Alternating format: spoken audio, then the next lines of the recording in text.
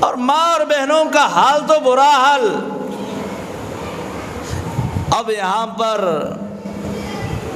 بے پردگی،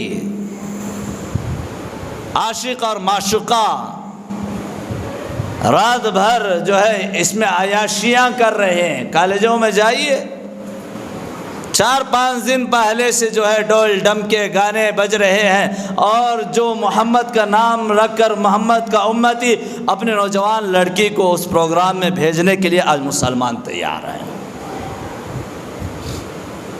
کھلی بات ہے، اگر کہوں تو آپ کے دل درد ہوتے ہیں، لیکن کہنا میرے اوپر فرض عین ہے۔ نوجوان لڑکیوں خود باپ لے جا کر کالجوں میں ناچنے کے لیے چھوڑ رہا ہے، تو ہمارا ایمان کہاں چلے گیا؟ اب رات بھر عیاشیاں، رات بھر عاشق و معشوقہ ناچ رہے ہیں اور میسیجز چل رہے ہیں۔ اور جو میں کچھ کہوں، اگر جنوری کے دن وہ خوشی کا دن سمجھ کر، عید کا دن سمجھ کر آپ گوشت پکا کر کے بھی کھائے تو وہ بھی حرام ہے۔ یہ ہمارے عیدین نہیں ہے۔ آپ کا مقصد جو ہے جنوری کا ہے، تو وہاں پر یہ سمجھ کر ہم منا رہے ہیں، کھانا بھی اجازت نہیں ہے۔ تو لہذا محترم بزرگاں اور دوستو، یہ عیسائیاں یہودیوں کا طریقہ ہے، یہ مسلمانوں کا طریقہ نہیں ہے۔ ہم لوگ یہی غور و فکر کرنی چاہیے کہ ہمارا 1 سال گزر گیا، ہم اللہ کو کیا جواب دیں گے؟ ہمارے 1 سال میں ہمارے بدعمالیاں یہ ہیں، ہم اللہ کو کیا منہ دکھائیں گے؟ یہ غور و فکر کرو۔ اب جنوری کے فرسٹ دن جو مسلمان ہیں، آپ میرے بھائی ہیں یا بڑے ہیں، جن کو اللہ تعالیٰ نے دھن دولت دی ہے، جن کو اللہ تعالیٰ نے مال دیا ہے، تو آپ حضرات سے درخواست ہے اس دن چھٹی بھی نہ ڈالیں۔ آپ جس طرح ہر دن کماتے ہیں، اسی طریقے کے مطابق اس دن بھی کماؤ۔ اپنے دکانوں میں جو کام کرنے والے ہیں، ان کو بھی اپنے کاموں میں لو اور چھٹی نہ ڈالو۔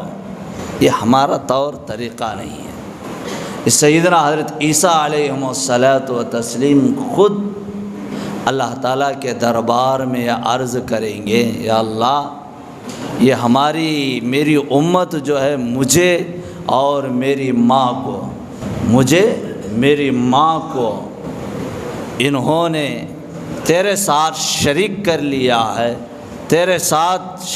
لیا ہے، قصور میرا نہیں، انہی لوگوں کا قصوروار ہے۔ خود سیدنا حضرت عیسیٰ علیہ الصلاۃ والتسلیم اگر یہ بتا دے تو ہمارا مقام کیا ہوگا؟ اس لیے آپ حضرات سے درخواست کرتا ہوں، نبی کے سنتوں کے مطابق زندگی بسر کرو، نبی کے حکموں کے مطابق زندگی بسر کرو، نبی کا طور طریقہ لاؤ، اور گھروں کے اندر نبی کا طور طریقہ لاؤ، نبی کی ہر ایک بات پر عمل کرو۔ انشاءاللہ نبی سے جس سے محبت ہو جاتی ہے، نبی خود ہم لوگوں کو جنت کے اندر اللہ تعالیٰ کے دربار عالیہ میں سفارش کرتے ہیں۔ میں نے آیت الکرسی کا جو تفسیر میں بتانا چاہ رہا تھا، اس کے اندر من ذا الذی یشفع عندہ الا بإذنہ، من ذا الذی یشفع عندہ الا بإذنہ۔ کل قیامت کے دن اللہ کے دربار میں کسی کو سفارش کرنے کی طاقت اور قوت نہ ہوگی۔ جس کو اللہ سفارش کی طاقت دے گا، وہی اللہ کے دربار میں سفارش کرے گا۔ سیدنا حضرت آدم سے لے کر سیدنا عیسیٰ تک کوئی بھی اللہ کے دربار میں سفارش کرنے کی طاقت نہیں ہوگی۔ خود سیدنا حضرت عیسیٰ فرمائیں گے، آپ جائیے کہ محمد رسول اللہ کے پاس، محمد رسول اللہ سفارش کریں گے تو اللہ کچھ گنجائش نکالے گا، اور اس وقت نبی صلی اللہ علیہ وسلم سفارش کریں گے۔ بڑے بڑے نبیوں کے ساتھ نہ ہوا۔ اللہ جس کو سفارش کرنے کا حکم دے گا، وہی اللہ کے دربار میں سفارش کرے گا۔ اب سب سے پہلے جس کو حکم ملتا ہے، وہ میرا اور آپ کے آقا جناب محمد رسول اللہ صلی اللہ علیہ وسلم۔ صلی اللہ علیہ وسلم کے سوا کسی کو سفارش کرنے کا حق نہیں ملے گا۔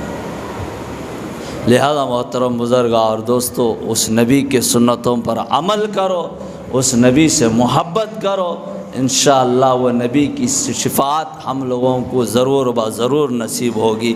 پھر اس کے بعد یہ جنوری، یہ مبارکبادیاں میرے نوجوان حضرات سے درخواست کرتا ہوں، ہرگز جو ہے اس رات میں فحاشی، شراب نوشی، آتش بازی یہ ہرگز نہ کرو، یہ عیسائیاں، یہ یہودیوں کا طریقہ ہے۔ پھر اس کے بعد رہا مسئلہ جو اہم بات بتانا ہے کہ آپ حضرات مسجد کو آتے ہیں،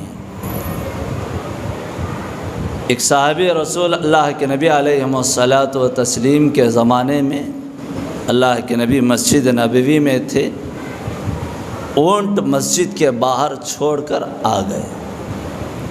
اللہ کے نبی نے پوچھا اونٹ کہاں چھوڑ کر آئے ہیں؟ باہر باندھا ہے؟ نہیں۔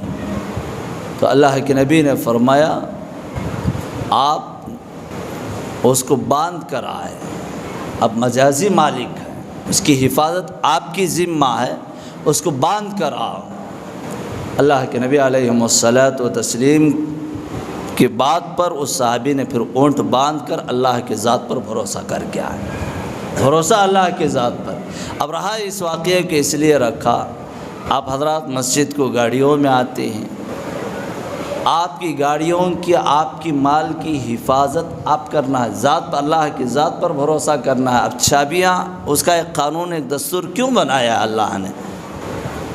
اب گاڑیاں باہر رکھ رہے ہیں، یہی ماہ کے اندر یہی محلے سے 4 گاڑیاں چوری ہوئی ہیں، ایک نہیں 4۔ گزشتہ جمعہ ایک گاڑی، اس سے پہلے اور ایک، اس طریقے سے 4 گاڑیاں یہی محلے سے نکلے ہیں۔ آپ آ رہے ہیں مسجد میں، پورے طور پر سائڈ لاک کر کے آئے۔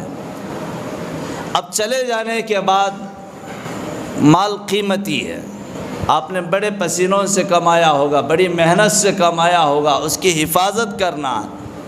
اب چلے جانے کے بعد FIR درج کرایا، ادھر دیکھے ادھر دیکھے، اس سے کیا ہوتا ہے؟ وہ ملتی نہیں ملتی، وہ آؤٹ آف ہے۔ اس لیے آپ حضرات سے درخواست کرتا ہوں، آپ آ رہے ہیں گاڑیوں کو اچھی طریقے سے لاک کر کے آئے۔